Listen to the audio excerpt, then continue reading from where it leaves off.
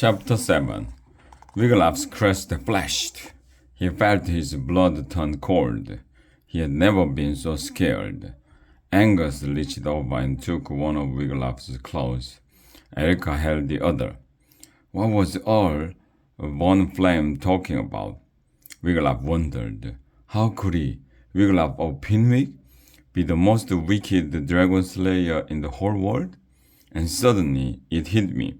I know where I heard that name, he whispered. Thitha von Flame. Thitha was a terrible dragon, and her son Gazil was just as bad. Wiglaf had slain Gazil by accident, of course. Then Thitha came after Wiglaf, seeking revenge.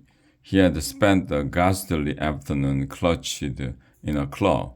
He shuddered, remembering how she'd dangled him high above the DSA castle moat. Wiglaf had drawn the dagger he had hidden in his boot, but the thought of actually stabbing anyone, even Thitha, made him feel so sick that he had dropped it. The dagger's tip had hit Thitha's toe, which caused her to fall into the moat, where she sank to the bottom. So Wiglaf had more or less slain Thitha too. Thitha had lots of children, said Angus. 3,684, said Erica, who had a head for numbers. Earl must be one of them, Wiglaf swallowed. He stared at the angry dragon ranting on and on at the front of the class. Earl looked like Thitha.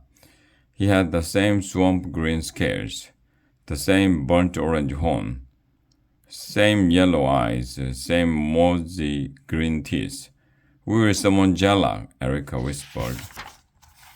Right after class, added Angus. Wiglaf could tell that his friends were trying to appear calm, but they looked almost as frightened as he felt. Right now, however, there was nothing to do but sit and listen to Earl von Flame. If I never find this Wiglaf, all known as Wiggy, I will bag off his head. Earl was saying, I will bump him, I will wallop him, I will put him on a speed and flambe him. Please, don't let Jellach's dragon spell wear off now, Wiglaf chanted over and over while Earl showed his students how to hiss green sparks. So cool, said Angus, producing a shower of sparks. Super, said Erica, spitting sparks galore. Try it, Wiggy, said Erica. I'm too scared, said Wiglaf. Suddenly, Earl von Flambe was standing next to Wiglaf's desk. What are you waiting for? Said Earl. Where are your sparks? Somewhere, Wiglaf hissed, but no green sparks appeared. Earl von Flambe wrinkled his brow. What do you know? He mumbled. A dragon that will spit sparks, very worrisome. He walked off, shaking his head. Bug up, Wiggy, said Erica. We'll be out of here soon. The sooner the better, said Wiggy, sending a lone spark into the air. At last, Earl von Flame said, I will dismiss you now. Farewell. Wiglaf was the first dragon out the door. Come on, he said, when Erica and Angus staggered out the door. We have to summon Jella. Hey, Wiglaf. Blinky? Said Angus. Let's stick around for one more class. What? Said Wiglaf. No. Come on, Wiggy, said Erica. Please, it's a flying class. Once Jella changes us back, we won't be able to fly ever again. It's our last chance. Wiglaf sighed. Oh, all right, he said. I guess one more class won't make any difference. Flying class was held in the castle yard. Wiglaf spotted the teacher. He was slim and elegant, light green with Slivery trim, crest, claws, back fins, a pair of goggles set atop his head. "Hi, Ace," said CG, as she ran toward him. "Did you meet the new guys? That's Silvershine, Jumor, and Blinky." "Ace Lizard here," said the teacher. "Ready to do some fancy flying?" "Ready," said Angus. Ace grinned. "Let me see your stuff, Daredevil." Angus spread his wings and took off.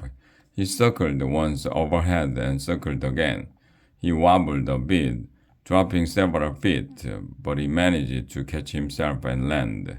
"How was I?" asked Angus, panting to catch his breath. "Good," said Ace. "For free kindergarten, you call yourself a dragon?" Angus's face fell. "CG," Ace was saying. "Show him your stuff." "Ah, no, Ace," whined CG. "Don't make me show off. These guys are behind in everything.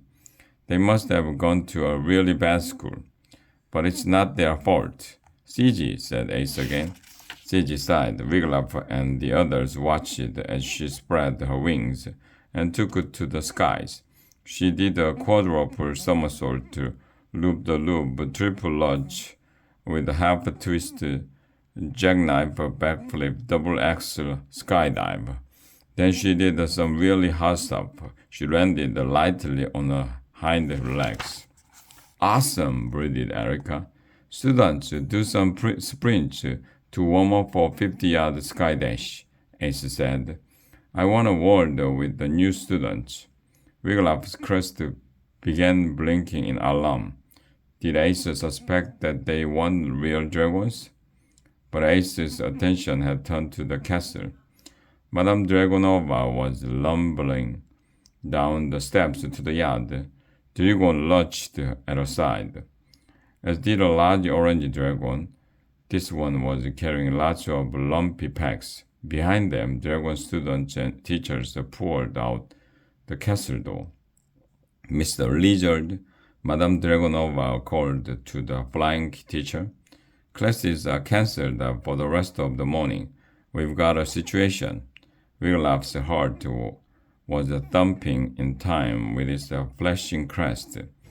Had they been found out? Madame Dragonova pointed to Wiglaf, Angus, and Erica. "New slackers up against the castle wall, pronto," she shouted. Wiglaf felt dizzy with fear as he, Erica, and Angus backed up against the high stone wall. Was the big orange dragon an executioner? Were they about to be offed by dragon firing squad? "They know," Wiglaf whispered. "We are doomed," whimpered Angus. "Wiggy," said Erica. "Call Jelloc."